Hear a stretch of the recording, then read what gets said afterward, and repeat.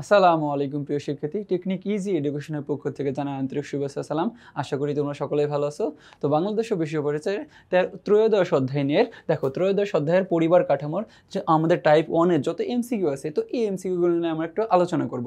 তো দেখো আমাদের এই অধ্যায়ে কি করছি, আমরা এই অধ্যায় থেকে দেখো যে বাছাইকৃত কি 500 এমসিকিউর মধ্যে আমরা বিভিন্ন অধ্যায় থেকে 500 এমসিকিউ সাজেস্ট করছি। তারপরে ওখান থেকে আমরা লাল মার্ক করছি, লাল মার্কের পরে আমরা 2 স্টার দিয়েছি, 3 স্টার দিয়েছি। তো সেই দেখো এই 3 স্টার এমসিকিউগুলো আমাদের কি অনেক ইম্পর্টেন্ট। তো দেখো যে আমরা ইম্পর্টেন্ট এমসিকিউগুলো আলাদা করছি, তারপরে 3 স্টার দিয়েছি, তারপরে কি তোমাদের সামনে আমরা তুলে ধরেছি। তো এখন আমরা দেখো যে টাইপ 1-এর কি কি এমসিকিউ আছে আমার এই এই হচ্ছে টাইপ 1-এর, আমরা একটু দেখি। বলতেছে আমাদের প্রশ্নটা দেখো যে 1 নম্বর প্রশ্নটা কি বলতেছে, যে 1 নম্বর প্রশ্নটা বলতেছে যে কর্তৃত্বের ভিত্তিতে পরিবার কয় ধরনের হয়ে থাকে। আচ্ছা, কর্তৃত্ব কি? দেখো কর্তৃত্ব বলতে বোঝাতেছে যে পরিবারে কি একজন যদি দেখো কর্তা থাকবে, তার কথা অনুযায়ী সবাই চলবে এমন। তো বলতেছে কর্তৃত্বের ভিত্তিতে পরিবার কয় ধরনের। আমরা জানি যে কর্তৃত্বের ভিত্তিতে পরিবার কয় ধরনের, 2 ধরনের। একটা হচ্ছে কি দেখো, একটা হচ্ছে পিতৃতান্ত্রিক, একটা হচ্ছে পিতৃতান্ত্রিক, আর 2 নম্বর হচ্ছে মাতৃতান্ত্রিক। কি? মাতৃতান্ত্রিক। তো দেখো এক পিতৃতান্ত্রিক আর একটা মাতৃতান্ত্রিক, তাহলে আমরা কয় ধরনের পরিবার? 2 ধরনের পরিবার। দেখো কর্তৃত্বের ভিত্তিতে পরিবার কয় ধরনের হয়ে থাকে? 2 ধরনের হয়ে থাকে। এরপরে আমাদের 2 নম্বর কোশ্চেনটা বলতেছে যে আকারের ভিত্তিতে পরিবার কত ধরনের হয়ে থাকে। আচ্ছা, আকারের ভিত্তিতে পরিবার আমরা জানি যে আকারের ভিত্তিতে পরিবার কয় ধরনের? আকারের ভিত্তিতে পরিবার 3 ধরনের হয়ে থাকে। কয় ধরনের? 3 ধরনের। কি কি? দেখো একক পরিবার, তারপরে কি একক, তারপরে যৌথ, আর হচ্ছে 3 নম্বর বলতেছে আমরা যে বর্ধিত। কি? একক, যৌথ আর বর্ধিত। তো দেখো আমরা সবসময় এই একক পরিবারটা বেশি দিয়ে থাকি কোন অঞ্চলে? দেখো বলো তো, শহর অঞ্চলে আমরা কি একক পরিবারটা বেশি দেখে থাকি। তো দেখবা যৌথ পরিবারটা আমরা গ্রাম অঞ্চলেও দেখতে পাই অনেক সময়, আর বর্ধিত পরিবার তো গ্রাম অঞ্চলেই বেশি থাকে। আমাদেরই দেখবা যে শহর অঞ্চলে যেখানে বেশি নগরায়ণ ঘটছে, সেই অঞ্চলে কি দেখবা, সেই অঞ্চলে তোমরা বর্ধিত এবং যৌথ পরিবার কি খুব কম দেখতে পাবা। তাহলে আমরা বলতেছি যে শহর অঞ্চলে দেখবা যে এই বর্ধিত আর যৌথ পরিবারগুলো কি আমরা একটু কম দেখতে পাই। এরপরে আমাদের 3 নম্বর কোশ্চেনটা বলতেছে কি, দেখি একটু। বর্ধিত পরিবার কয় পুরুষের পারিবারিক বন্ধন থাকে। দেখো আমরা জানি যে বর্ধিত পরিবারে কয় পুরুষের পারিবারিক বন্ধন থাকে, আমরা জানি যে 3 পুরুষের। কয় পুরুষ? 3 পুরুষ। এখন দেখো এই 3 পুরুষ বলতে কি বোঝাইতেছে আমরা একটু জানি। যে 3 পুরুষ বলতে বোঝাইতেছে, মনে করো যে আমি একটা পুরুষ, মানে কি আমি নিজে, তারপরে এখানে থাকবে যে আমি থাকবো, দেখো আমি থাকবো, আমার ছেলে মেয়ে থাকবে, আমার বউ থাকবে। এরপরে 2 নম্বর বলতেছে যে আমার বাবা। কি? আমার বাবা। তো দেখো তো বাবা থাকবে, তারপরে আমাদের 3 নম্বর থাকবে যে বাবার বাবা, তার মানে আমার কি আমার দাদা থাকতেছে। তো দেখো এখানে দাদা হচ্ছে কি, এখানে আমরা 3 পুরুষ পাইতেছি না, এখানে দেখো 3 পুরুষ পাইতেছি। এই 3 পুরুষের পরিবারকে আমরা বলতেছি কি বর্ধিত পরিবার। তো বর্ধিত পরিবারে কয় পুরুষের পারিবারিক বন্ধন থাকে? আমরা জানি কি যে 3 পুরুষের পারিবারিক বন্ধন থাকে। এরপরে আমাদের 4 নম্বর প্রশ্ন বলতেছে যে আকারের ভিত্তিতে পরিবার, এই হিসেবে আমরা পরিবারকে কয় ভাগে ভাগ করতে পারি। আমরা জানি যে আকারের ভিত্তিতে পরিবার কয় প্রকার হয়ে থাকে। আকারের ভিত্তিতে পরিবার 3 প্রকার। কি প্রকার? কয় প্রকার? 3 প্রকার। একক পরিবার, যৌথ পরিবার, আর কি বর্ধিত পরিবার। কি? একক পরিবার, যৌথ পরিবার আর বর্ধিত পরিবার। তাহলে আমরা দেখছি দেখো এখান থেকে যে 2 না 3 পরিবার, হ্যাঁ 3 ধরনের। এরপরে আমাদের 5 নম্বর বলতেছে দেখো যে স্বামী স্ত্রীর সংখ্যার ভিত্তিতে পরিবার কয় ধরনের হয়ে থাকে। কি? যে স্বামী স্ত্রীর সংখ্যার ভিত্তিতে আমরা জানি যে স্বামী স্ত্রীর সংখ্যার ভিত্তিতে পরিবার 3 ধরনের হয়ে থাকে। কয় ধরনের? 3 ধরনের। কিভাবে? দেখো যে স্বামী স্ত্রীর সংখ্যার ভিত্তিতে পরিবার হয়ে থাকে আমাদের 3 ধরনের। কি কি? আমাদের হচ্ছে এক পত্নী, প্রথমে হচ্ছে দেখবা যে এক পত্নী। কি? এক পত্নী পরিবার। যে বলতেছে এক পত্নী পরিবার কি, যে পরিবারে দেখো একজন পুরুষের একজন কি বউ থাকবে। কি? একজন পুরুষের একটা বউ থাকবে, সেটাকে আমরা এক পত্নী পরিবার।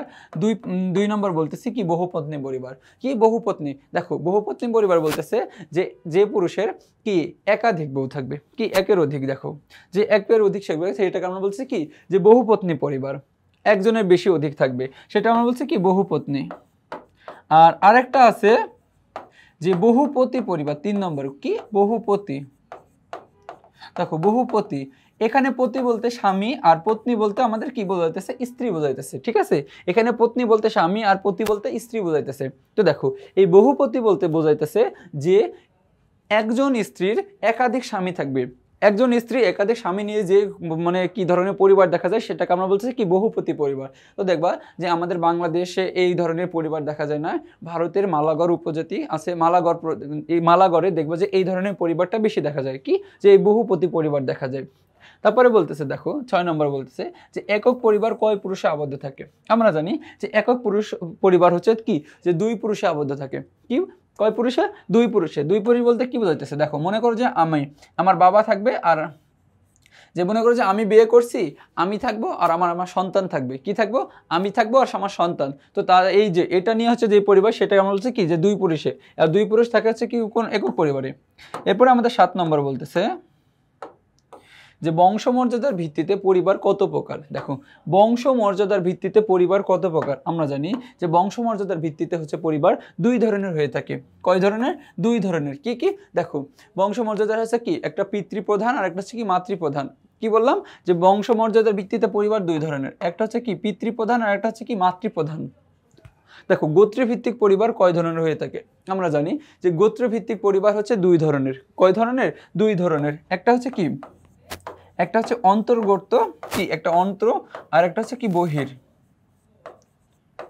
একটা অন্তর্গত আর একটা হচ্ছে কি বহির্গোত্র। আর দেখো অন্তর্গত বলতে বলতে বুঝাইতেছে যে পরিবারে কি দেখো যেই গোত্রের কি নিজেদের মধ্যে বিয়ে হয় সেটা হচ্ছে অন্তর্গত, আর যেই গোত্রে হচ্ছে দেখো নিজেদের গোত্রের সাথে কি বাইরের গোত্রে যে বিবাহ হয় সেটাকে আমরা বলতেছি কি বহির্গোত্র। এরপরে আমাদের বলতেছে 9 নম্বরটা যে সমাজ কাঠামোর মৌল সংগঠন কোনটি। কি যে সমাজ কাঠামোর মৌল সংগঠন কোনটি। আমরা জানি দেখো যে সমাজ কাঠামোর মৌল সংগঠন হচ্ছে সমাজ হয় না, ধর্ম হয় না, তারপরে হচ্ছে আমাদের গোষ্ঠী হয় না। আমরা জানি যে সমাজ কাঠামোর মৌল সংগঠন হচ্ছে কি পরিবার। কি পরিবার।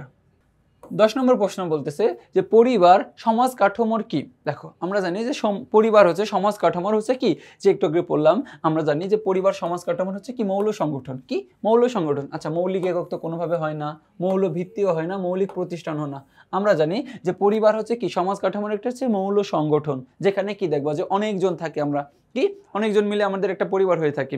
তো দেখো তারপরে বলতেছে গোষ্ঠীবদ্ধ জীবনের আদি ধাপ কোনটি। দেখো গোষ্ঠীবদ্ধ জীবনের আদি মানে কি প্রথম, কি প্রথম ধাপ।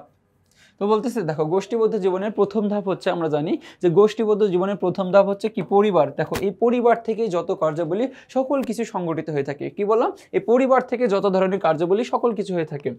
তারপরে 12 নম্বর বলতেছে যে সমাজের প্রাথমিক প্রতিষ্ঠান কোনটি। কি যে সমাজের প্রাথমিক প্রতিষ্ঠান কোনটি। আমরা জানি যে সমাজের প্রাথমিক প্রতিষ্ঠান, দেখো গোষ্ঠী বলতে এখানে সমাজ বোঝাইতেছে, দল তো না, কি আমাদের পরিবার। কি যে সমাজের প্রাথমিক প্রতিষ্ঠান হচ্ছে আমাদের কি পরিবার বোঝাইতেছে। বুঝছো? এরপর আমাদের 13 নম্বর বলতেছে যে সমাজের উৎপত্তি কিসের থেকে। আমরা জানি দেখো সমাজের উৎপত্তি কিসে থেকে, যে সমাজের উৎপত্তি কিসে থেকে, পরিবার থেকে, সম্প্রদায় থেকে, দল থেকে, না গোষ্ঠী থেকে। আমরা জানি যে পরিবার, দেখো যে সমাজের উৎপত্তি হয়েছে কি পরিবার থেকে।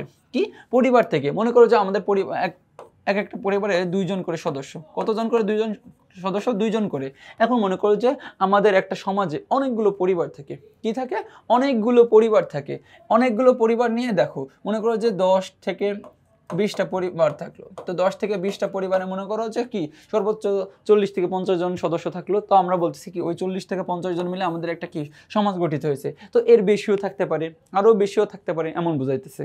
তো বলতেছে তারপরে 14 নম্বর যে দলবদ্ধ জীবনের ভিত্তি কি। কি যে দলবদ্ধ জীবনের ভিত্তি কি। আমরা জানি যে দলবদ্ধ জীবনের ভিত্তি হচ্ছে কি, দেখো গোষ্ঠী তো দলবদ্ধ জীবনের ভিত্তি না। গোষ্ঠী এখানে দলবদ্ধ বলতেছে, জাতি নাকি সম্প্রদায় নাকি পরিবার। আমরা জানি যে দলবদ্ধ জীবনের ভিত্তি হচ্ছে কি পরিবার। কি দলবদ্ধ জীবনের ভিত্তি হচ্ছে পরিবার। এরপরে 15 নম্বর যে সমাজের সৃষ্টি কোনটি থেকে। দেখো সমাজের সৃষ্টি কোনটি থেকে। আমরা জানি সমাজের সৃষ্টি হয়েছে কি যে পরিবার থেকে। দেখো কিভাবে পরিবার থেকে সৃষ্টি হয়েছে আমরা একটু আগে জানলাম যে দেখো মনে করো যে একটা পরিবারে হচ্ছে কি 2 জন করে সদস্য আছে। মনে করো 2 জন করে সদস্য আছে, আর আমাদের হচ্ছে কি যে মনে করো যে এমন হচ্ছে অনেকগুলো পরিবার আছে। মনে করো যে এমন কি 50টা পরিবার আছে। 50টা করে পরিবার হলে কি 100 জন হইতেছে, তাই না? তো 100 জন, দেখো যে 100 জন আমরা বলতেছি কি একক জায়গায় কি একটা সমাজে 100 জন বসবাস করতেছে। তাহলে কই থেকে আসতেছে? 100 জন পরিবার থেকে আসতেছে। তার জন্য আমরা বলতেছি কি সমাজের সৃষ্টি হয়েছে কই থেকে? পরিবার থেকে। এরপরে আমাদের 16 নম্বর কোশ্চেন বলতেছে কি দেখি 16 নম্বর বলতেছে যে শিশু সমাজ থেকে কি শেখে। দেখো শিশু সমাজ থেকে কি শিখে আমরা জানি, দেখো শিশু সমাজ থেকে কি ধর্ম শেখার আমাদের একটা কি কেন্দ্র আছে, পড়ালেখা আমরা পরিবার থেকে শিখি, কথা বলা আমরা পরিবার থেকে শিখি। আচ্ছা দেখো শিশু সমাজ থেকে রীতিনীতি শিখে, কি শেখে? রীতিনীতি শেখে। দেখো যে সমাজের রীতিনীতি ভালো সেই সমাজে দেখবা যে তার শিশু সামাজিকীকরণটা ভালো হচ্ছে, শিশু ভালোভাবে বেড়ে উঠতেছে, তার খেলার সাথীগুলো ভালো হইতেছে, তারপরে দেখবা যে কি সমাজের সকলের সাথে ভালোভাবে বেড়ে উঠতেছে, সকল কিছু। তা বলতেছে কি তাহলে শিশু সমাজ থেকে কি শেখে? রীতিনীতি শেখে। এরপরে বলতেছে দেখো 17 নম্বর যে টোডা জাতির বসবাস কোথায়। আমরা জানি যে দক্ষিণ ভারতের কি না, আমরা জানিছি কি দক্ষিণ ভারতের মালাগড়ে। কোথায়? দক্ষিণ ভারতের মালাগড়ে এই টোডা উপজাতি থাকে। আচ্ছা টোডা উপজাতিদের মধ্যে কোন ধরনের পরিবার দেখা যায় জানো? আমরা জানি যে টোডা উপজাতিদের মধ্যে যে কি বহুপতি পরিবার দেখা যায়। কি পরিবার দেখা যায়? বহুপতি। আচ্ছা বহুপতি পরিবার কি বলতো? বহুপতি পরিবার বলতেছে যে একজন স্ত্রীর কি একাধিক স্বামী থাকবে। কি বললাম? একজন মেয়ের, দেখো একজন মেয়ের একাধিক স্বামী থাকবে, তাদের নিয়ে যে ঘর সংসার, তাদের নিয়ে যে পরিবার, সেই পরিবারটাকে আমি বলছে কি যে হচ্ছে কি যে দেখবা হচ্ছে বহুপতি পরিবার। এই বহুপতি পরিবার দেখা যায় টোডা উপজাতির মধ্যে। কি টোডা জাতির মধ্যে? এই টোডা উপজাতির বসবাস আবার কি দক্ষিণ ভারতের মালাগড়ে। এরপরে আমাদের 18 নম্বর কোশ্চেনটা দেখবো। তো দেখো বলতেছিলাম যে 18 নম্বর কোশ্চেনটা যে মাতৃসূত্রীয় পরিবার ব্যবস্থা কাদের মধ্যে প্রচলিত। কি বললাম? যে মাতৃসূত্রীয় পরিবার কাদের মধ্যে প্রচলিত। আমরা জানি দেখো যে এদের মধ্যে যে আমাদের যে 4টা উপজাতিদের নাম দেওয়া আছে, দেখো যে চাকমা, সাঁওতাল, রাখাইন নাকি খাসিয়া। আমরা জানি দেখো এই 4টা পরিবার, 4টা দেখো যে উপজাতির নাম দেওয়া আছে, এদের মধ্যে আমরা জানি একমাত্র খাসিয়াদের মধ্যে। কি বললাম? যে খাসিয়াদের মধ্যে আর হচ্ছে গারোদের মধ্যে। কি গারো আর খাসিয়া। তো দেখো এই গারো এবং খাসিয়াদের মধ্যে একমাত্র আমরা হচ্ছে কি মাতৃসূত্রীয় পরিবার দেখতে পাই। কি বললাম? যে গারো এবং খাসিয়াদের মধ্যে আমরা একমাত্র কি মাতৃসূত্রীয় পরিবার দেখতে পাই।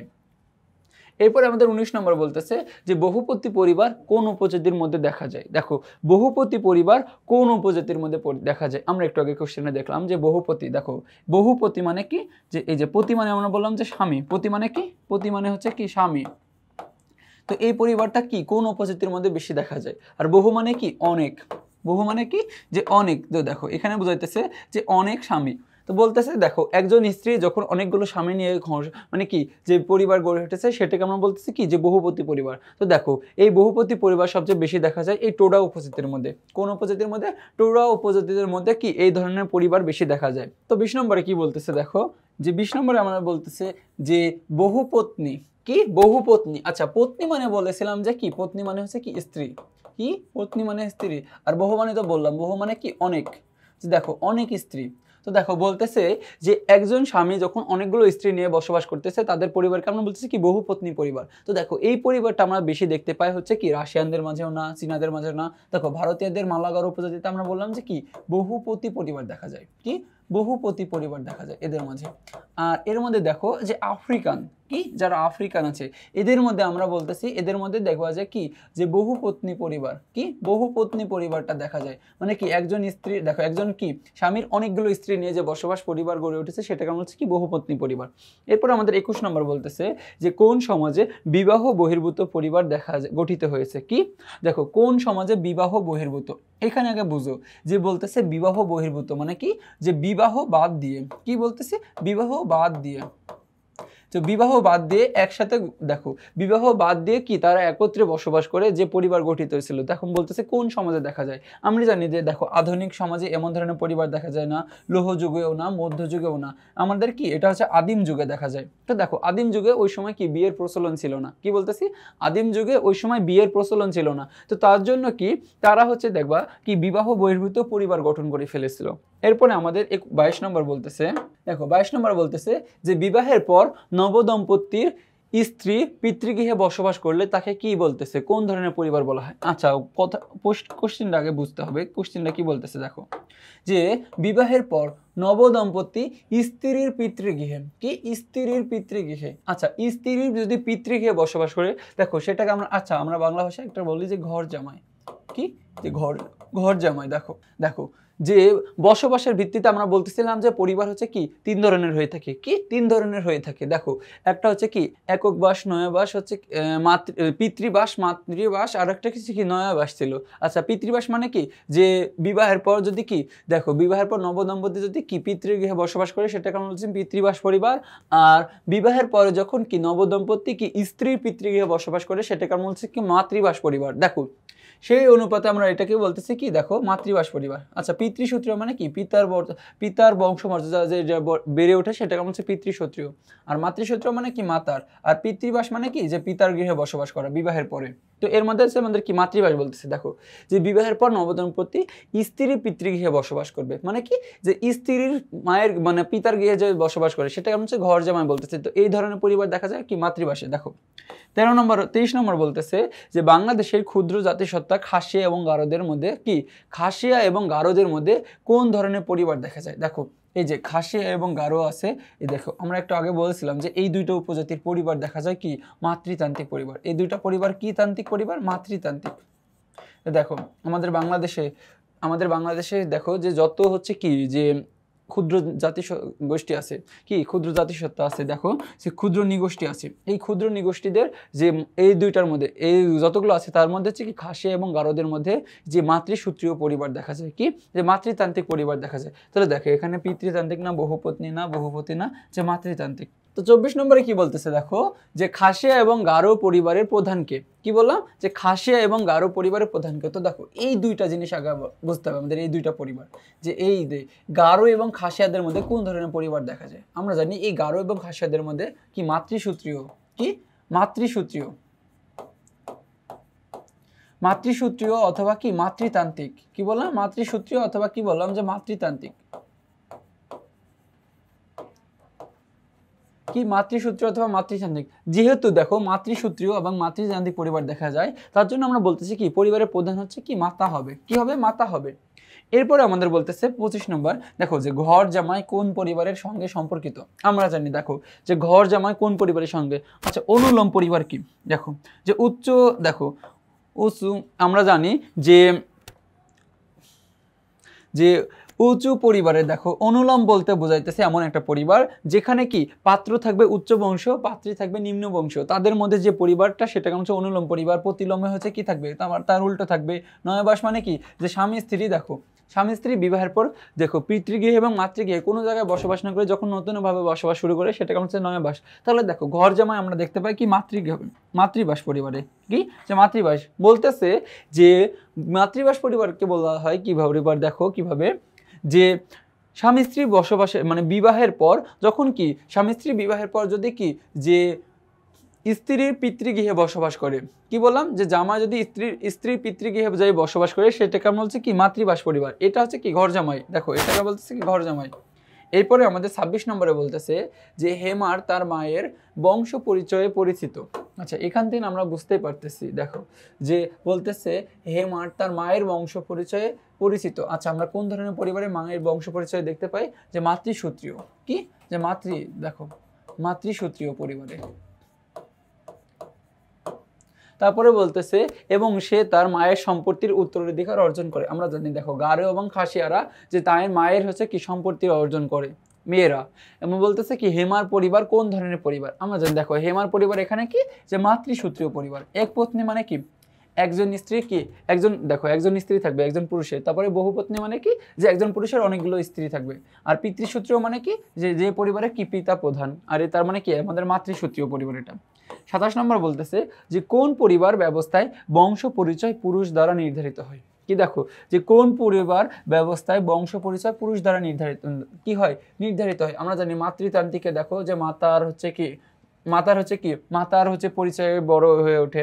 একপত্নী মানে কি একপত্নী পরিবার বলতে বোঝাইতেছে যে একজন পুরুষের কি একজন স্ত্রী থাকবে। তারপরে বহুপত্নী বলতে বোঝাইতেছে কি একজন পুরুষের একাধিক স্ত্রী থাকবে, সেটাকে বলছে বহুপত্নী। তারপরে কি দেখো আমাদের পিতৃপ্রধান পরিবারে, কি পিতৃপ্রধান পরিবারে কি আমাদের কি যে বংশ পরিচয় পুরুষ দ্বারা কি হয় নির্ধারিত হয়, কি দ্বারা পুরুষ দ্বারা নির্ধারিত হয়। তাহলে আমরা বলতেছি এটা কি পিতৃপ্রধান।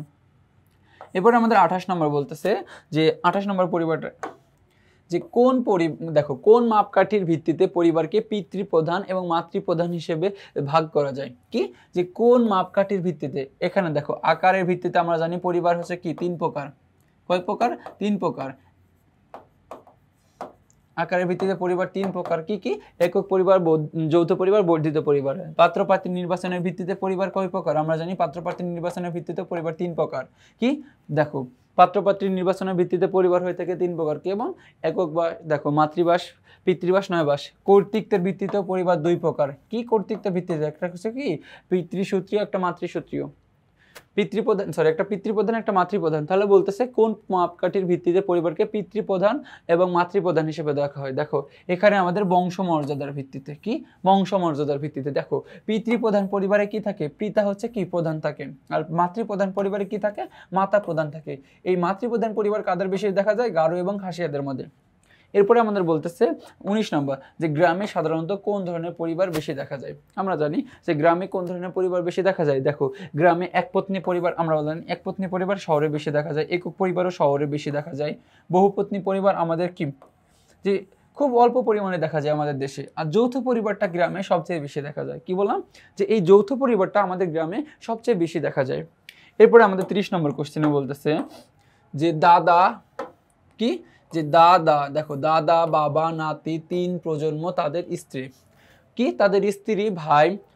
এখানে আমাদের বুঝতে হবে 3 প্রজন্ম বলতেছে। দেখো দাদা আছে, বাবা আছে, নাতি আছে, মানে নাতির পরে কি বাবা, তারপরে দাদা, তারপরে এই 3 প্রজন্ম তাদের স্ত্রী, ভাই, সন্তান নিয়ে একত্রে বসবাস করলে তাহলে কি ধরনের পরিবার? দেখো যেখানে আমরা 3 প্রজন্ম পাবো, কি বললাম? যেখানে আমরা 3 প্রজন্ম পাবো সেটাকে আমরা বলতেছি কি বর্ধিত পরিবার। কি চোখ বুঝে কি বর্ধিত মেরে দেবা। যেখানে 3 প্রজন্ম পাবা, 3 প্রজন্ম যেখানে পাবা সেটাকে আমরা বলছি কি বর্ধিত পরিবার হবে। কি হবে? বর্ধিত পরিবার হবে। এরপরে আমাদের 31 নম্বর কোশ্চেনে দেখি, বলতেছে জনাব রহিম তার স্ত্রী, কি জনাব রহিম তার স্ত্রী, সন্তান, বাবা, মা, দাদা, দাদি সহ একত্রে বসবাস করে। তার পরিবার কিরূপ? দেখো কিরূপ পরিবার। এখানে বলতেছে জনাব রহিম তার স্ত্রী নিয়ে বসবাস করে, তার সন্তান নিয়ে বসবাস করে, তার বাবা নিয়ে বসবাস করে, দাদা দাদি সহ একত্রে বসবাস করে। দেখো এখানে কি আমাদের যে 3 পুরুষ দেখতে পাচ্ছি। কি দেখতে পাচ্ছি? দেখো রহিম তিনি একটা নিজে, তারপর তার সন্তান, তারপরে তার বাবা মা, তারপরে কি তার দেখো আবার দাদা দাদি সহ, কি বাবা মা এবং তার দাদা দাদি সহ সকল একত্রে বসবাস করতেছে। এটা হচ্ছে দেখো 3 পুরুষে আবদ্ধ। তাহলে আমরা এটাকে বলছি কি বর্ধিত পরিবার। যেখানে বললাম যেখানে 3 পুরুষের আবদ্ধ পরিবার দেখবা সেখানে আমরা কি ওইটা হচ্ছে বর্ধিত পরিবার। তারপরে আমাদের 32 নম্বর বলতেছে যে বর্ধিত পরিবারের প্রথা কোথা থেকে, দেখো কোথায় রয়েছে। কি বললাম? বর্ধিত পরিবারের প্রথা কোথায় রয়েছে। আমরা জানি যে দেখো বর্ধিত পরিবারের প্রথা আমাদের ভারতে দেখবা যে কি এই ধরনের বর্ধিত পরিবার কম দেখা যায়, তিব্বতেও কম দেখা যায়, আফ্রিকায়ও কম দেখা যায়, আমাদের বেশি দেখা যায় কি চীনে। এই প্রথাটা এসেছে আমাদের সব জায়গায় আছে বর্ধিত পরিবার, কিন্তু দেখো এই প্রথা মানে এই জিনিসটা এই বর্ধিত পরিবার জিনিসটা কোথা থেকে এসেছে? আমরা বলতেছি কি চীন থেকে এসেছে। এরপর আমাদের 33 নম্বর প্রশ্ন বলতেছে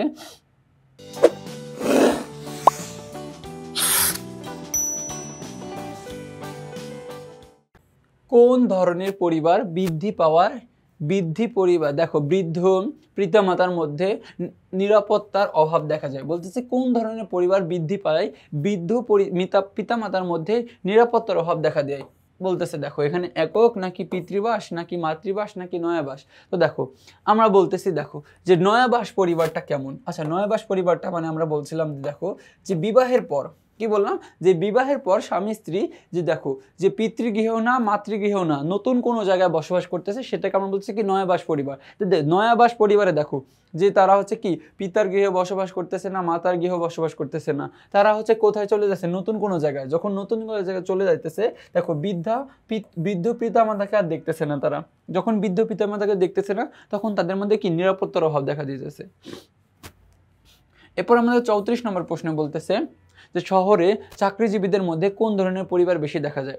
আচ্ছা শহরে চাকরিজীবীদের মধ্যে, আচ্ছা পিতৃবাস মানে কি যে দেখো পিতার গৃহে বসবাস করা বিবাহের পর, মাতৃবাস মানে কি বিবাহের পর কি মায়ের কি দেখো যে মেয়ের বাবার ঘরে গিয়ে বসবাস করা, সেটা হচ্ছে মাতৃবাস। নয়াবাস পরিবার নাকি যৌথ পরিবার। আমরা জানি দেখো যে শহরে চাকরিজীবীদের মধ্যে হচ্ছে কি নয়াবাস পরিবারটা দেখা যায়। কেমন যে দেখো বিবাহের পর স্বামী স্ত্রী কোথাও মানে নতুন কোনো উদ্দেশ্যে দেখো শহরে চলে আসতেছে, তো শহরে চলে আসতেছে কি, দেখো তার বৃদ্ধ বাবা মাকে রেখেও শহরে চলে আসতেছে, তার জন্য আমরা সেটাকে বলছি কি নয়বাস পরিবার। তো দেখো শহরে চাকরিজীবীরা দেখবা যে এমন টাইপের বেশি হয় নয়বাস পরিবারে। এরপরে আমাদের 35 নম্বর প্রশ্নে বলতেছে যে অনুলোম বিবাহ ভিত্তিক পরিবার কোন, দেখো কোন পরিবারের অন্তর্ভুক্ত, কি যে অনুলোম বিবাহ ভিত্তিক পরিবার, যে অনুলোম বিবাহ ভিত্তিক পরিবার কোন পরিবারের অন্তর্গত। দেখো আমরা জানি যে অনুলোম বলতে বোঝাইতেছে কি যে বহির্গোত্র নাকি আমাদের প্রতিলোম নাকি অন্তর্গত নাকি বহির্গোত্র, বহুগোত্রীয়। আচ্ছা আমরা দেখো যে অনুলোম বলতে বোঝাইতেছে কি বহির্গোত্র, কি বললাম যে বহির্গোত্র পরিবার। কিভাবে, দেখো যে এখানে বলতেছে যে উঁচু বর্ণের, দেখো উঁচু বর্ণের পাত্রর সাথে যদি নিচু বর্ণের পাত্রীর বিয়ে হয় সেটাকে আমরা হচ্ছে কি অনুলোম পরিবার। যে কি তাহলে দেখো উঁচু বর্ণের পাত্রীর সাথে আমাদের নাকি নিচু বর্ণের পাত্রীর বিয়ে হচ্ছে, তার মানে কি যে নিচের বর্ণের না দিয়ে অন্য বর্ণে চলে যাইতেছে, মানে অন্য একটা কি তাদের মধ্যে কি দেখবা যে জাত প্রথা বর্ণ কি হিন্দুদের মধ্যে বেশি দেখা যায়। এরপরে আমাদের বলতেছে 36 নম্বর যে তোমার 3 মা, কি যে তোমার 3 মা, তোমাদের পরিবারটি হলো কি, দেখো তোমার হচ্ছে 3টা মা। এখন দেখো একজন আমরা বলতেছি দেখো কিভাবে যে বহুপত্নী পরিবার মানে কি, বহুপত্নী পরিবার মানে কি যে পরিবারে কি একজন পুরুষের একাধিক স্ত্রী থাকবে, কি একজন পুরুষের একাধিক স্ত্রী, সেই পরিবারটাকে আমরা বলছি কি বহুপত্নী পরিবার, কি বহুপত্নী পরিবার। দেখো পতি মানে স্বামী, বহুপতি স্বামী মানে কি বহুপতি এখানে না, তা বলছে এক পত্নী মানে কি একজন স্ত্রীর একাধিক, একজন স্ত্রী কি একজন স্বামী থাকবে, এখানে বলছে কি 3জন মা মানে কি 3জন স্ত্রী, যৌথ পরিবার তো না এটা। এরপর আমাদের 37 নম্বর কোশ্চেনটা কি বলতেছে আমরা একটু দেখি। 2 স্ত্রী ও 6 সন্তান নিয়ে আরিফ সংসার করেন, কি দেখো 2 স্ত্রী, 2জন স্ত্রী এবং 6 সন্তান নিয়ে আরিফ সাহেবের কি সংসার, তার পরিবারের ধরন কি, দেখো যে 2 স্ত্রী বলতেছি, দেখো যে 2 স্ত্রী আমরা বলতেছি কি যে 2 স্ত্রী হচ্ছে কি আমাদের বহুপত্নী পরিবার। কি দেখো বলতেছে একজন স্বামী যদি একাধিক স্ত্রী থাকে মানে একের অধিক স্ত্রী থাকে সেই পরিবারটাকে আমরা বলতেছি কি বহুপত্নী পরিবার। কি পত্নী পরিবার, বহুপত্নী। আর পত্নী মানে আমি তো বললাম পত্নী মানে কি যে পত্নী মানে হচ্ছে কি স্ত্রী। এরপরে আমাদের 38 নম্বর বলতেছে যে কৃষিভিত্তিক গ্রামীণ মুসলিম সমাজে কোন ধরনের পরিবার দেখা যায়। দেখো যে কৃষিভিত্তিক গ্রামীণ মুসলিম সমাজে কোন ধরনের পরিবার বেশি দেখা যায়। দেখো কৃষিভিত্তিক গ্রামীণ মুসলিম পরিবারে দেখো যে বহুপতি, আচ্ছা বহুপতি মানে কি, বহুপতি মানে হচ্ছে কি যে একজন পতি মানে স্বামী, একজন পুরুষের একজন নারীর হচ্ছে কি একাধিক স্বামী থাকবে, তো বাংলাদেশে আমাদের এই ধরনের পরিবার নাই। তারপরে আমাদের বলতেছে বহুপত্নিক পরিবার, কি বহুপত্নিক পরিবার।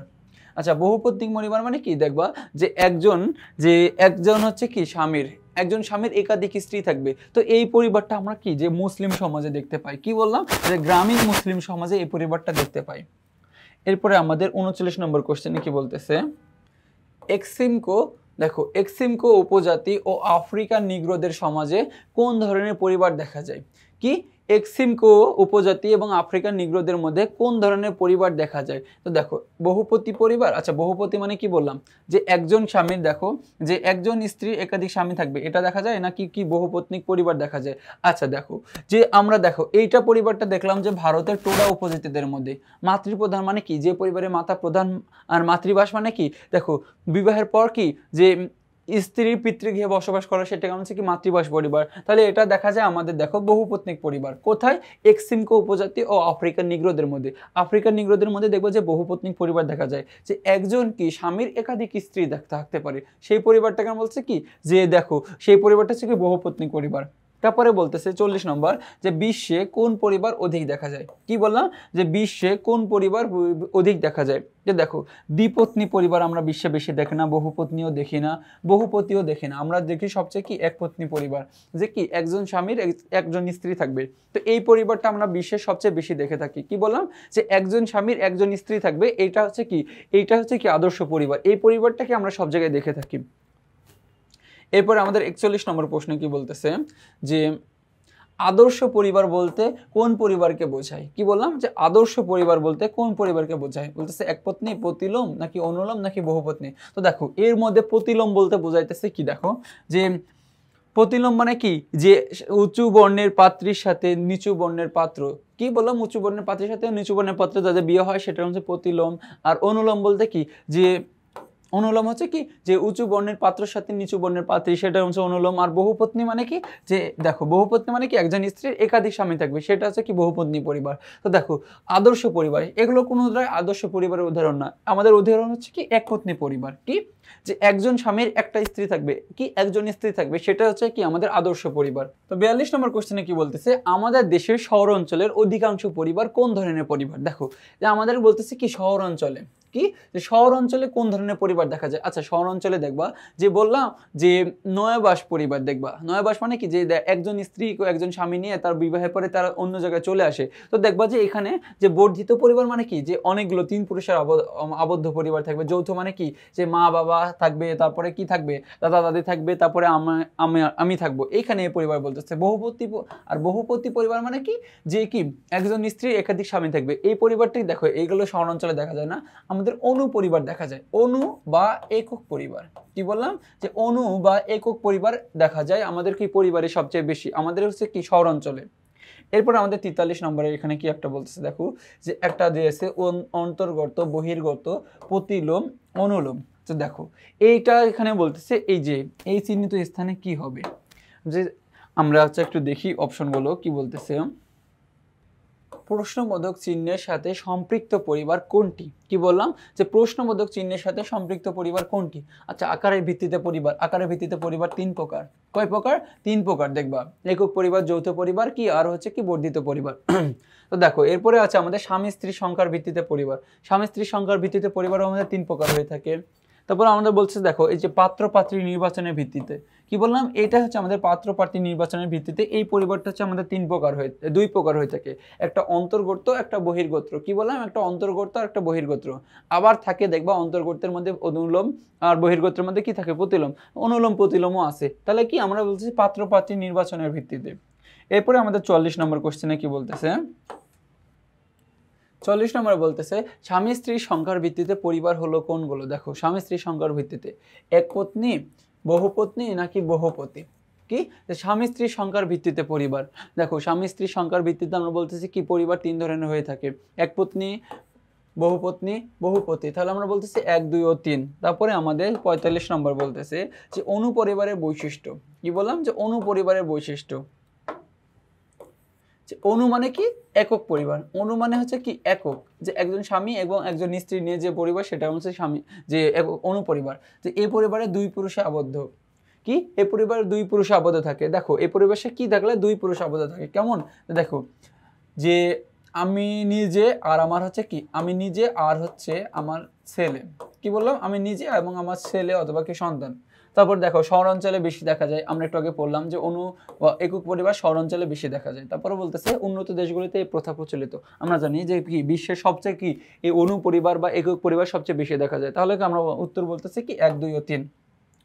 এরপরে আমাদের 46 নম্বর প্রশ্নে দেখি যে বহুপতি পরিবার দেখা যায়, কি বহুপতি। আচ্ছা আগে দেখো যে বহুপতি পরিবার মানে কি, পতি মানে কি পতি মানে হচ্ছে স্বামী, কি পতি মানে হচ্ছে স্বামী, আর পত্নী মানে স্ত্রী। তার মানে কি বলতেছে একজন স্ত্রীর একাধিক স্বামী থাকবে, এই ধরনের পরিবার কোথায় দেখা যায়।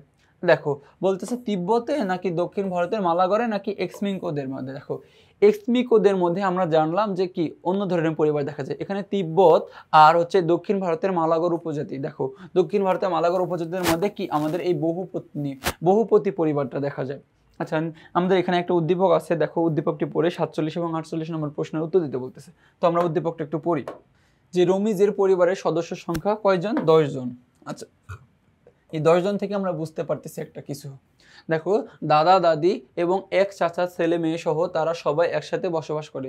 অন্যদিকে তার মামা মামির 2 সন্তান মুকিত মনিরা একটি ক্যাডেট স্কুলে ইংলিশ মিডিয়ামে পড়ে, কি বলতেছে অন্যদিকে তার মামা মামির 2 সন্তান, দেখো মামা মামির 2 সন্তান মুকিত মনিরা একটি ক্যাডেট স্কুলে ইংলিশ মিডিয়ামে পড়ে। তো বলতেছে 47 নম্বরে যে মুকিতের পরিবার কেমন, কি বলতেছে যে মুকিতের পরিবার কেমন। আচ্ছা এখন মুকিতের পরিবার বলতেছে, দেখো মুকিতের পরিবার কেমন, যে ক্যাডেট স্কুলে পড়ে, মামা মামে সহ 2 সন্তান। তো বলতেছে কি যৌথ, মাতৃপ্রধান, একক নাকি বর্ধিত।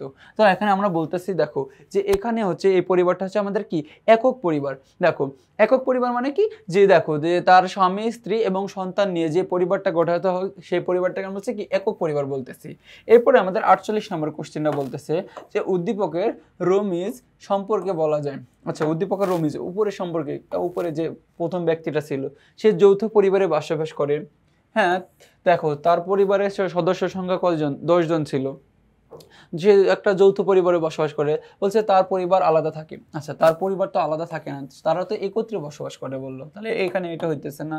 তারপরে বলতেছে 3 নম্বরে বলতেছে যে পরিবারের বন্ধন রক্তের সম্পর্কের মধ্যে গড়ে ওঠে। আচ্ছা হ্যাঁ, এটা হচ্ছে আমাদের সঠিক কথা। বলতেছে কি পরিবারের বন্ধন রক্তের সম্পর্কের মধ্যে গড়ে ওঠে, তাহলে হচ্ছে কি 1 ও 3। এরপরে আমাদের একটা উদ্দীপক আছে, ওই উদ্দীপকটা পড়ে 49 এবং 50 নম্বর প্রশ্নের উত্তর দিতে বলতেছে। বলতেছে যে সাতক্ষীরার ছেলে মামুন নারায়ণগঞ্জের মেয়ে লিমাকে বিয়ে করে কি করে জামালপুরে স্থায়ীভাবে বসবাস করে। আচ্ছা দেখো কি বলতেছে, কথাটা শোনো, যে সাতক্ষীরার ছেলে মামুন, তো এর বাসা হচ্ছে কি, মামুনের বাসা হচ্ছে সাতক্ষীরায় এবং নারায়ণগঞ্জের মেয়ে হচ্ছে লিমা, মেয়ের বাসা কোথায়, নারায়ণগঞ্জে। দেখো দুইটা দুই অঞ্চলে বিয়ে করে বা জামালপুরে নতুন কোনো এক জায়গায় বসবাস করতেছে, নতুন কোনো জায়গায় স্থায়ীভাবে বসবাস করতেছে, এটা থেকে আমরা বুঝতে পারতেছি। তারপরে বলতেছে যে একমাত্র মেয়ে তনিমাকে নিয়ে তাদের সুখের সংসার। কি একমাত্র মেয়ে তনিমাকে নিয়ে তাদের সুখের সংসার বলতেছে। দেখো বসবাসের স্থানের ভিত্তিতে মামুন লিমার পরিবারটি কেমন। তো বসবাসের স্থানের ভিত্তিতে কি বলতেছে, দেখো বসবাসের স্থানের ভিত্তিতে মামুন লিমার পরিবারটি হচ্ছে আমাদের এক ধরনের কি পিতৃবাস নাকি নয়াবাস নাকি মাতৃবাস নাকি একপত্নী। তো আমরা জানি যে এই ক্ষেত্রে এই পরিবারটা হচ্ছে কি নয়াবাস। তো দেখো কি পরিবার, নয়াবাস। দেখো এখানে প্রথমত কি ছেলের বাসা সাতক্ষীরায় ছিল, মেয়ের বাসা ছিল নারায়ণগঞ্জে। তো দেখো এই সাতক্ষীরায় অথবা কি নারায়ণগঞ্জে তারা কোনো এক জায়গায় বসবাস না করে তারা নতুন কোনো এক জায়গায়, কোথায়, জামালপুরে গিয়ে বসবাস করতেছে। তো দেখো নতুন কোনো এক জায়গায়, তার জন্য আমরা এটাকে বলতেছি নয়াবাস পরিবার। নয়া মানে কি, নয়া মানে হচ্ছে নতুন, কি নতুনভাবে বসবাস করতেছে। এরপর আমাদের 50 নম্বর প্রশ্নের উত্তর দিতে বলতেছে। দেখি 50 নম্বর প্রশ্নটা, যে মামুন লিমার পরিবার মূলত, দেখো মামুন লিমার পরিবার মূলত আদর্শ পরিবার। আমরা এটা বলতে পারি কি, যে আদর্শ পরিবার এটা বলতে পারি, কারণ কি, যে স্বামী স্ত্রী এবং তাদের একটা ছেলে, মানে কি একটা সন্তান আছে। তারপরে কি পরিবার হচ্ছে মৌল সংগঠন, আমরা জানি যে মৌল সংগঠন একটি। তারপরে গোষ্ঠী জীবনের প্রথম ধাপ, দেখো গোষ্ঠী জীবনের প্রথম ধাপ হচ্ছে কি পরিবার, কি প্রথম ধাপ হচ্ছে আমাদের পরিবার। তাহলে কি আমরা বলতেছি কি এই 3টা কি সঠিক, 3টাই হচ্ছে সঠিক, তাহলে কি 1 2 ও 3। এরপর আমাদের 51 নম্বর কোশ্চেনে দেখি, সদ্য বিয়ে করা চাকরিজীবী সোহেল জামাল সাহেবের বাসায় সাবলেট হিসেবে উঠেন। কি বলতেছে, বিয়ে করা চাকরিজীবী সোহেল জামাল সাহেবের বাসায় সাবলেট হিসেবে ওঠেন, দুজনের নতুন সংসার গোছাতে এখনো ব্যস্ত। দেখো দুজনের নতুন সংসার গোছাতে এখনো ব্যস্ত, বলতেছে যে বসবাসের ভিত্তিতে সোহেলের পরিবারটি কোন ধরনের। তো দেখো বসবাসের ভিত্তিতে কি বলতেছে, সদ্য বিয়ে করা চাকরিজীবী সোহেল জামাল সাহেবের বাসায় সাবলেট থাকেন। তো দেখো এখানে যে জামাল সাহেব তো তার কোনো আত্মীয় না, কি থাকে, সাবলেট আছে। আচ্ছা সাবলেট মানে কি, দেখো যে তারা হচ্ছে, যে মনে করো যে তারা গ্রামে বসবাস করতে হয়তো এমন, তা তারা হচ্ছে কি চাকরির সন্ধানে কি শহরে চলে আসছে, শহরে আসার পরে তারা এক জায়গায় কি নতুনভাবে বসবাস শুরু করতেছে, মানে সাবলেট নিতেছে। তারপরে বলতেছে দুজনের নতুন সংসার গোছাতে এখনো ব্যস্ত। তো এখন বলতেছে বসবাসের ভিত্তিতে শৈলের পরিবারটি কোন ধরনের। আমরা জানি বসবাসের ভিত্তিতে তাদের পরিবারটি কি নয়াবাস পরিবার। মাতৃবাস মানে কি হতো, দেখো মাতৃবাস মানে যদি বিবাহের পর যে কি স্ত্রী পিতৃগৃহে বসবাস করতো, তো তখন সেটা হচ্ছে মাতৃবাস হতো। আর পিতৃবাস মানে কি, যে বিবাহের পর যদি কি যে পিতার গৃহে বসবাস করতে, সেটা মানে হচ্ছে পিতৃবাস পরিবার।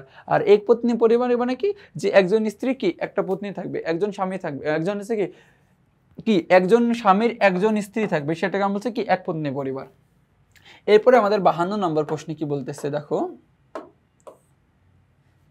বর্তমানে এই ধরনের পরিবারের বিস্তৃতি ঘটার কারণ হলো কি, বর্তমানে এই ধরনের পরিবারের বিস্তৃতি ঘটার কারণ কি। বিস্তৃতি মানে কি সব জায়গায় ঘটতেছে এমন, দেখো যে ছড়িয়ে গেছে। তো বলতেছে যে 1 নম্বর বলতেছে কি নিজের কর্তৃত্ব থাকার অভিপ্রায়ে, কি নিজের কর্তৃত্ব থাকার অভিপ্রায়ে নাকি, দেখো এটা আমরা বলতে পারি নিজের কর্তৃত্ব থাকতেছে, যে যেই পরিবারে কি আমি আর আমার স্ত্রী আছি, এটা হচ্ছে কি কর্তৃত্ব থাকতেছে। তারপরে কি পেশা সংশ্লিষ্ট তার কারণে। আচ্ছা দেখো তারা কিন্তু, দেখো যে তারা কিন্তু মূলত চাকরির সন্ধানে ওখানে চলে এসেছে, কি কি চাকরির জন্য কি ওই গ্রাম ছেড়ে শহরে চলে এসেছে, তার জন্য আমরা বলছি কি পেশা সংশ্লিষ্ট একটা কারণ আছে।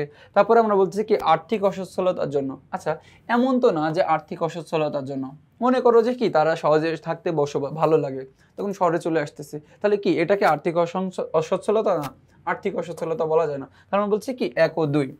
এরপরে আমাদের একটা কোশ্চেন আছে, দেখো উদ্দীপকটি পড়ে 2টা প্রশ্নের উত্তর দিতে বলছে 53 এবং 54 নম্বর। তো উদ্দীপকটা আমরা একটু পড়ি, কি বলতেছে দেখো, যে নিচের উদ্দীপকটি পড়ে 53 ও 54 নম্বর প্রশ্নের উত্তর দাও। যে রামু একজন ব্যাংকার, কি তিনি একজন ব্যাংকার, সম্প্রতি সে ভিন্ন বর্ণের একটা মেয়েকে বিয়ে করেছে। কি দেখো ভিন্ন বর্ণের মানে কি তার বর্ণ বাদ দিয়ে তিনি অন্য একটা বর্ণের মেয়েকে বিয়ে করেছেন। রামুর পরিবারের বর্ণের চেয়ে তার স্ত্রী পরিবার উচ্চ বর্ণের। কি বলতেছে কি রামুর পরিবারের বর্ণের চেয়ে তার স্ত্রী উচ্চ বর্ণের। দেখো তার মানে এখানে হচ্ছে কি যে নিম্ন বর্ণ হচ্ছে কি পাত্র, নিম্ন বর্ণ হচ্ছে কি পাত্র, আর হচ্ছে উচ্চ বর্ণ হচ্ছে কি পাত্রী, আর উচ্চ বর্ণ কি পাত্রী, উচ্চ বর্ণ কি থাকবে পাত্রী থাকবে। দেখো বলতেছে রামুর পরিবার হলো কোন ধরনের পরিবার, রামুর পরিবার কোন ধরনের পরিবার। তো দেখো আমরা এই দিক থেকে বুঝতে পারতেছি যে রামুর পরিবার মাতৃতান্ত্রিক না। মাতৃতান্ত্রিক মানে কি পরিবার যে বলছে কি মায়ের যে দেখো যে পরিবারে কি প্রধান অন্তর্গত মানে কি যদি তাদের বিবাহটা যদি কি তাদের নিজেদের গোত্রে হতো সেটা হচ্ছে অন্তর্গত বলতেছি। আর বহুপাত্রী মানে কি একজন স্ত্রী একাধিক স্বামী থাকবে, তাহলে এটা হচ্ছে কি বহির্গোত্র। দেখো নিজ গোত্রে থেকে যদি নিজ গোত্র থেকে যদি অন্য গোত্রে বিয়ে হয়, কি নিজ গোত্রে বাদ দিয়ে যদি অন্য গোত্রের কারোর সাথে বিয়ে হয় সেটা হচ্ছে কি বহির্গোত্র পরিবার।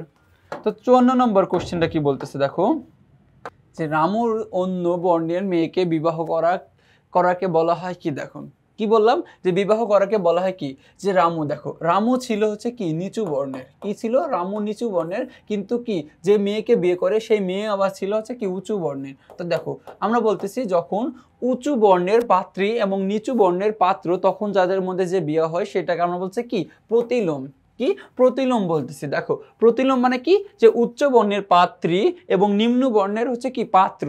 কি প্রতিলোমের ক্ষেত্রে কি হয়, প্রতিলোমের ক্ষেত্রে বললাম দেখো উচ্চ বর্ণ কি থাকবে উচ্চ বর্ণের পাত্রী থাকবে, আর কি থাকবে নিম্ন বর্ণের কি থাকবে নিম্ন বর্ণের পাত্র থাকবে, নিম্ন বর্ণের পাত্র থাকবে। দেখো এই দুইটা হচ্ছে কি বহির্গোত্র, কিন্তু কি বহির্গোত্র পরিবারের ভাগ। তাহলে কি প্রতিলোমে বলতেছে উচ্চ বর্ণের পাত্রী নিম্ন বর্ণের পাত্র, আর হচ্ছে অনুলোমে কি হয় দেখো অনুলোমে তার বিপরীত হবে, তার মানে কি উচ্চ বর্ণের পাত্র হবে আর নিম্ন বর্ণের কি হবে নিম্ন বর্ণের পাত্রী হবে, সেই পরিবারটা হচ্ছে কি অনুলোম পরিবার। তাহলে এখানে বলতেছে কি দুইটা দেখো দুই, তার মানে কি প্রতিলোম। এরপরে আমাদের একটা উদ্দীপক আছে, উদ্দীপকটি পড়ে হচ্ছে আমাদের প্রশ্নের উত্তর দিতে বলতেছে, যে নিচের উদ্দীপকটি পড়ে 55 এবং 56 নম্বর প্রশ্নের উত্তর দিতে বলতেছে। যে আমরা একটু উদ্দীপকটা পড়ি, যে রজিত কুমার উঁচু বর্ণের পাত্রীকে বিয়ে করেন। দেখো উঁচু বর্ণের পাত্রীকে বিয়ে করতেছেন, তার মানে এটাকে আমরা বুঝতে পারতেছি কি প্রতিলোম পরিবার হবে, এবং বন্ধু বান্ধব ও প্রতিবেশীদের মধ্যে গর্ব করে বেড়াচ্ছে। এটাকে দেখে ছোট ভাই অর্ণব কুমার খুব কষ্ট পেল। অর্ণব কুমার বর্ণ প্রথা পছন্দ করে না, সে মনে করে সব মানুষই কি সমান। দেখো রজিত কুমার কি করছে উঁচু বর্ণের পাত্রীকে বিয়ে করেছেন। তো বলতেছে দেখো রজিত কুমার পাত্র প্রার্থী নির্বাচনের ভিত্তিতে কোন পরিবারের সদস্য, কি যে পাত্র প্রার্থী নির্বাচনের ভিত্তিতে কোন পরিবারের সদস্য। তো দেখো আমরা বুঝতে পারলাম যে এখানে বললাম যে উঁচু বর্ণের যদি পাত্রী হয়, কি উঁচু বর্ণের পাত্রী হলে সেটা হচ্ছে কি প্রতিলোম হবে। কি পাত্রীরা যদি উঁচু বর্ণের হয় আর পাত্র যদি একটু নিচু বর্ণের হয় সেটাকে আমরা হচ্ছে কি প্রতিলোম পরিবার, আর যদি পাত্র উঁচু বর্ণের হয় আর পাত্রী নিচু বর্ণের হয় সেটাকে আমরা হচ্ছে কি অনুলোম পরিবার। তো 56 নম্বর কোশ্চেনে আমি কি বলতেছে এরপরে দেখো, যে 56 নম্বর কোশ্চেনে বলতেছে যে অনুচ্ছেদে অর্ণব কুমারের মানসিকতায় সমাজে কি হবে। দেখো যে অর্ণব কুমারের মানসিকতায় সমাজে শান্তি স্থগিত হবে নাকি হিংসা দূর হবে নাকি বৈষম্য লোপ পাবে। কি বললাম দেখো যে তার মাধ্যমে কি হবে সমাজে শান্তি দেখা যাবে, কারণ কি দেখো যে তখন আর বর্ণ প্রথা থাকবে না, তখন সকলের মধ্যে কি সমান ভাগ থাকবে। তারপরে হিংসা দূর হবে, কেউ কারো দেখে হিংসা করবে না, বৈষম্য পাবে মানে কি ধনী গরিব ছোট বড় এমন কি কোনো কিছু পাবে না, মানে কি তাহলে বংশ মানে কি একটা বৈষম্যটা লোপ পাবে, কমে যাবে। তার কি 56 হচ্ছে 1 2 ও 3। তো দেখো এর মাধ্যমে আমরা কি ত্রয়োদশ অধ্যায়ের টাইপ 1 এর কোশ্চেনগুলো সলভ করে ফেললাম। তো পরবর্তীতে তোমাদের টাইপ 2 নিয়ে দেখা হবে, ততক্ষণ পর্যন্ত সুস্থ থেকো ভালো থেকো, আসসালামু আলাইকুম।